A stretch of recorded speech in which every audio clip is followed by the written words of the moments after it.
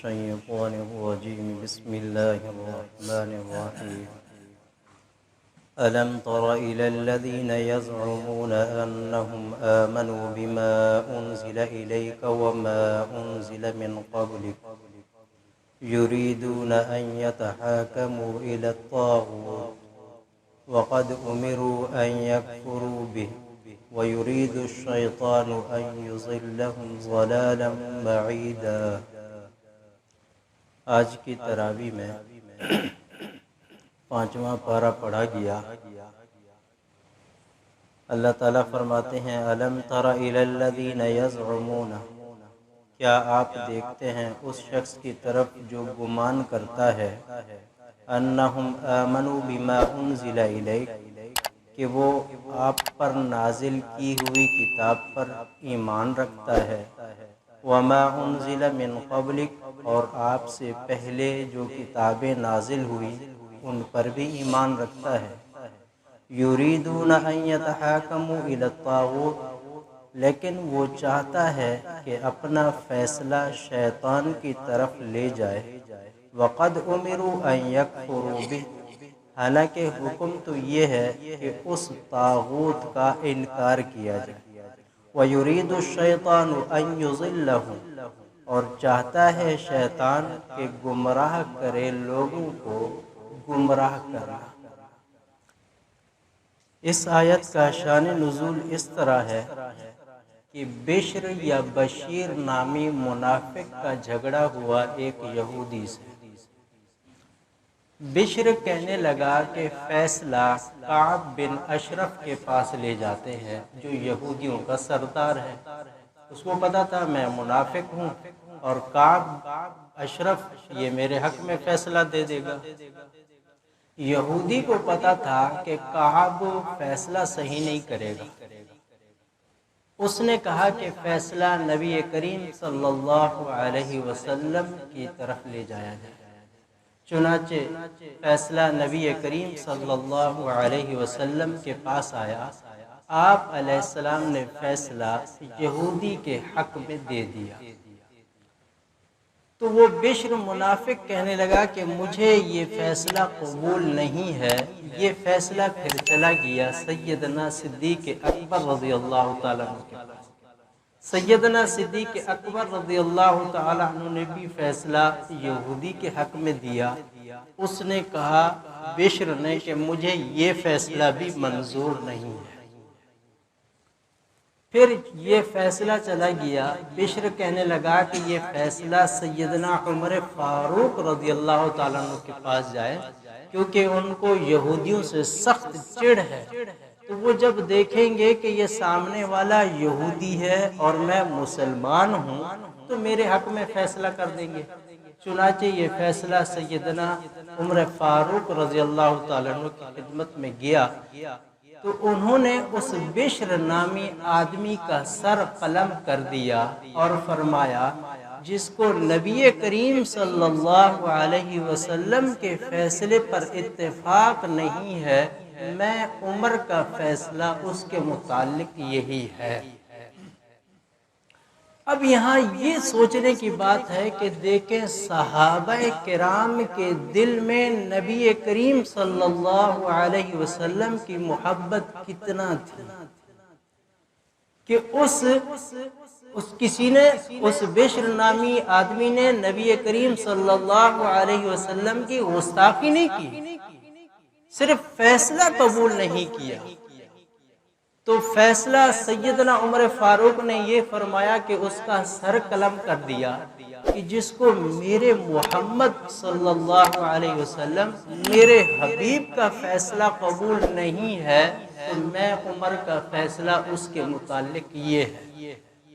کیا ایسی محبت کرنے والا صحابی پیارے پیغمبر کی بیٹی کے گھر کا دروازہ جلا سکتا ہے؟ کیا آل محمد پر وہ ایسا ظلم کر سکتا ہے کہ ان کے پیٹ میں بچہ ضائع ہو جائے؟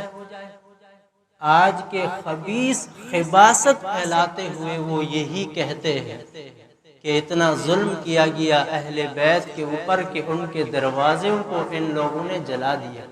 جن کے ایمان کی گواہی خود قرآن دے رہا ہے، جس کے ایمان کی گواہی قرآن کریم قیامت تک دیتا رہے گا، جس سے محبت ہمارے ایمان کا حصہ ہے، ان کے متعلق اگر کوئی ایسے شوچا یا ایسی تحریک چلائے تو وہ اسلام کے اندر نہیں ہے۔ اور یہاں فرمایا گیا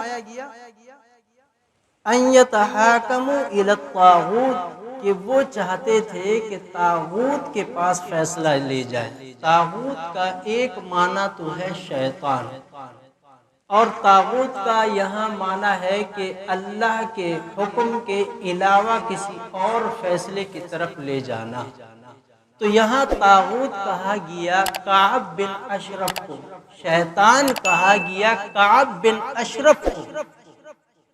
معلوم ہوا کہ آج بھی اگر کوئی قرآن اور حدیث پر فیصلہ نہیں کرتے، قرآن اور حدیث پر فیصلہ نہیں کرتے، یا یہ ہے کہ گستاخ نبی کو راستہ فراہم کرتے ہیں فرار ہونے کا، وہ بھی شیطان ہے بشکل انسان کے۔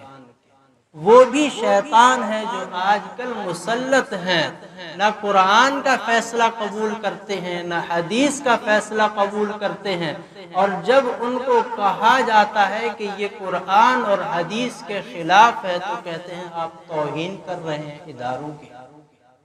میرا قرآن کہتا ہے کہ جو قرآن اور حدیث کے مطابق فیصلہ نہ کرے وہ شیطان ہے، بھلے وہ کسی منصب پر بھی ہو، ہے وہ شیطان، وہ اس انسان کی صورت میں ہے۔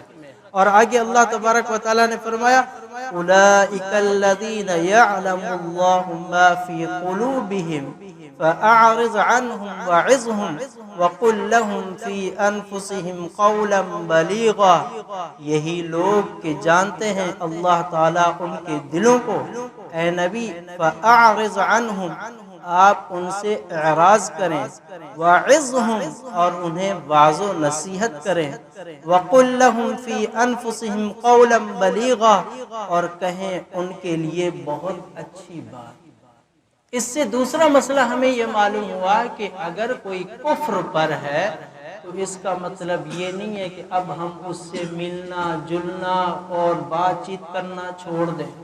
یہاں نبی کریم صلی اللہ علیہ وسلم کو فرمایا گیا فَأَعْرِضْ، آپ ان کے کفر سے تو اعراض کریں کہ وہ اچھی چیز نہیں ہے، لیکن فرمایا وَعِظْهُمْ، واعظ و نصیحت ضرور کریں، اور واعظ و نصیحت کے بعد فرمایا قولا بلیغا، بلیغ بات کریں، ایسی بات کریں کہ ان کے دل میں جا کے وہ بیٹھ جائے، تاکہ وہ پھر ایمان کی روشنی سے مالا مال ہو جائے۔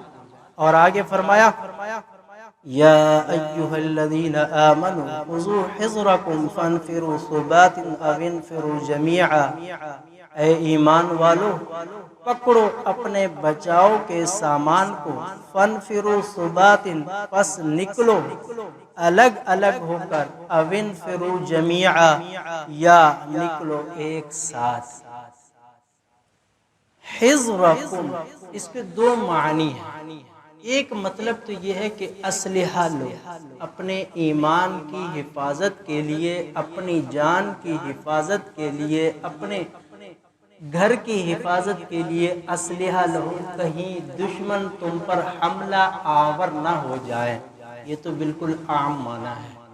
اور ایک معنی ہے حذرکم کا کہ اپنے بچاؤ کا سامان بناؤ، اپنے بچاؤ کا، اپنی ذات کا بچاؤ ہو، اپنے ایمان کا بچاؤ ہو۔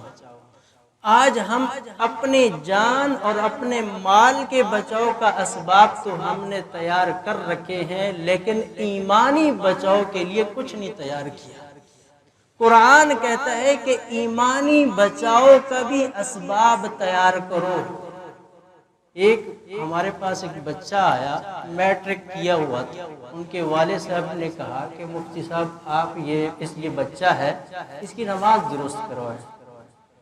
پہلے دن اس بچے کے ساتھ گپ شپ ہوئی، دوسرے دن مجھے کہنے لگا اسلام حق ہے، کہ جی یہ مسلمان بچے کی بات بتا رہا ہوں، اسلام حق ہے، میں نے کہا جی حق ہے، پھر ہم مسلمان غریب کیوں ہیں، مال کیوں نہیں ہمارے پاس؟ میرے باپ کے پاس دیکھیں صرف پرانی بائک ہے اس کے پاس، میں تو چاہتا ہوں بڑا مالدار ہوں۔ میں نے کہا بیٹا آپ نے تو میٹرک کر لیا، اب آپ کیا کریں گے؟ کہتے میں ابھی اس پہ ہوں، کسی گروپ میں ہوں وہ نیٹ کے اوپر، تو مجھے کسی نے کہا ہے کہ ہم آپ کو اگر آپ مالدار ہونا چاہتے ہیں ہم آپ کو ایک کتاب دیں گے، اس کتاب کے اندر کچھ وظائف ہیں، آپ وہ کرو گے تو مالدار ہو جاؤ گے۔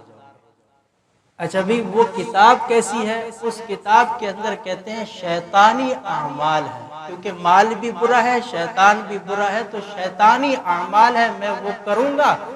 اس کتاب کے حاصل ہونے سے پہلے مجھے کچھ انہوں نے اعمال بتائے ہیں، اب میں وہ عمل کر رہا ہوں، پھر وہ جب عمل کر لوں گا تو وہ کتاب مجھے ملے گی، تو میں جب وہ کروں گا تو اس کے اندر کفر یا اعمال اس بچے کو کہے گا۔ میٹرک والے بچے کو پتہ نہیں ہے کہ ایمان کیا ہے، وہ کہتا ہے کہ مجھے مال چاہیے، میں تو مالدار ہونا چاہتا ہوں۔ ایمان کی فضیلت سے وہ محروم ہے کہ ایمان کیا قیمتی چیز ہے، بس وہ یہ کہ مال کے چکر میں کتنے وظائف کر چکا ہے وہ بچہ۔ اے ایمان والو، اپنے ایمان کے بچاؤ کے اسباب تیار کرو۔ ہم نے تو اپنے بچوں کو ایمان بگاڑنے کے اسباب تو مہیا کر دیے ہیں، نیٹ کی صورت میں، موبائل کی صورت میں، اور بھی بہت سی صورتوں میں، لیکن ہم نے ایمان کے لیے کیا کیا ان کے لیے؟ آج یہی ہے کہ کتنی چینلز ہیں، کتنے پتہ نہیں ویب سائٹس ہیں، وہ اس کام کے لیے بیٹھے ہوئے ہیں کہ ان کو پتہ چلتا ہے کہ یہ مسلمان ہیں تو ان سے دوستی اس طریقے سے کرتے ہیں کہ وہ بچہ وہ کہتا ہے کہ اسلام تو کچھ نہیں ہے، اصل تو وہ مادیت ہے، اصل تو اسباب وہی ہیں، اصل تو تعیش اور آرائش ہے۔ تو پھر کیا ہوتا ہے؟ ہوتا یہ ہے کہ نئی جنریشن دین سے کتنا دور ہوتی جا رہی ہے۔ وہ ہم تو وہ سنتے تھے کہ بھائی یہ غیر مسلم ممالک کے اندر وہاں اتنا نہیں ہے جو یہاں ہے، وہ اصل کے اندر نہیں ہے جو نقل کے اندر اتنا ہم اسلام سے دور ہو گئے ہیں، اسلام سے اتنا دور ہو گئے ہیں کہ اب کسی سے بات کرتے ہوئے سامنے والے کو وحشت ہوتی ہے۔ ایک تو ایسا دور کیا گیا ہماری نئی نسل کو علماء سے، مدارس سے، مساجد سے، وہ کہتے ہیں یہ تو ہے ہی دہشت گرد۔ وہ کہتے ہیں ان سے بیٹھنے سے یہ ہے کہ بندہ خراب ہو جاتا ہے، وہ کہتے ہیں کہ ان کے پاس بیٹھو گے تو پھر یہ ہے کہ دنیا کے تو رہو گے نہیں، بس صرف مسجد میں بیٹھ جاؤ گے اور اللہ اللہ کرتے رہو گے، بہتر یہ کہ ان سے دور رہو۔ یہاں میرا قرآن کیا کہتا ہے؟ میرا قرآن یہ کہتا ہے حذرکم، اے ایمان والو، یعنی جو ایمان والے ہیں ان کو کہا گیا ہے کہ اپنے ایمان کے بچاؤ کے اسباب پیدا کرو، اجتماعی صورت کے اندر، انفرادی صورت کے اندر۔ اور الحمدللہ کچھ لوگ پھر آ کے اسلام کی دعوت دے رہے ہیں، یوٹیوب کے اوپر آ کے انہوں نے چینل بنائے ہوئے ہیں، بہت کام کر رہے ہیں۔ پھر بہت سے لوگوں کو اعتراض ہوتا ہے کہ علماء یہاں کیوں آ گئے؟ لو بھائی اب کیا کریں، جمعہ کا بیان ہم نہ سنیں، عیدین میں ہم جائیں تو اس میں آخر نماز کے ٹائم جائیں، جمعہ میں بھی ٹائم پہ جائیں۔ اب یہاں پہ دیکھیں درس قرآن کے حلقوں میں بھی تقریباً یہی حال ہے۔ او بھائی یہی زبردستی تو سنا رہے ہیں آپ لوگوں کو اور آپ کے بچوں کو کہ کم از کم کچھ یوٹیوب پہ کچھ اور دیکھو گے تو اسی پر بھی شاید نظر پڑ جائے۔ تو اس لیے اللہ تبارک و تعالیٰ فرماتے ہیں حذرکم، اپنے ایمان کے بچاؤ کے اسباب تیار کر کے رکھو، کہیں دشمن تم پر غالب آ کر تمہارا یہ ایمان ہی نہ چھین لے۔ اور آگے فرمایا الم تر الی الذین قیل لهم کفوا ایدیکم واقیموا الصلاة وآتوا الزکاة فلما کتب علیہم القتال، کہ جب جہاد فرض نہیں تھا مسلمانوں کو حکم ہوا کہ آپ صرف نماز پڑھیں، نماز سے اللہ کی مدد حاصل کریں، اللہ تعالیٰ آپ کو غالب فرمائیں گے۔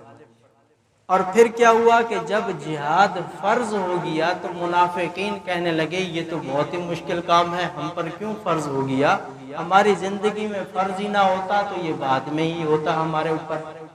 یاد رہے کہ دیکھیں جہاد یہ اسلام کا ایک رکن ہے، اگر ہم جہاد نہیں کر رہے نہ کریں، لیکن جو کر رہے ہیں ان کی مخالفت کر کے اپنی آخرت خراب نہ کریں۔ پیارے پیغمبر نے فرمایا الجہاد ماضٍ الی یوم القیامہ، جہاد قیامت تک جاری رہے گا۔ اب اگر کشمیر پہ بھی نہیں ہو رہا، فلسطین میں بھی نہیں ہو رہا، افغانستان میں بھی نہیں ہو رہا، چیچنیا میں بھی نہیں ہو رہا، بوسنیا میں بھی نہیں ہو رہا، تو کہاں ہو رہا ہے؟ میرے پیغمبر کا ارشاد ہے کہ یہ تو قیامت تک رہے گا، اگر یہ ختم ہو جائے تو قیامت برپا ہو جائے، ہم اور آپ یہاں بچے ہی نہیں، تو آخر کوئی تو ہے جو صحیح معنی میں جہاد کر رہا ہے، اعلاء کلمت اللہ کے لیے اپنی جان ہتھیلی میں رکھ کر، مسلمانوں کے لیے، اپنی ذات کے لیے بھی نہیں، مسلمانوں کے لیے نکلا ہوا ہے۔ آج یہاں بیٹھ کر ہم اس کے متعلق تبصرہ کریں گے تو اپنی آخرت خراب کریں گے۔ دعا ہے کہ اللہ تبارک و تعالی ہمیں ایسے لوگوں سے محبت کرنے کی توفیق عطا فرمائے۔ وآخر دعوانا الحمدللہ۔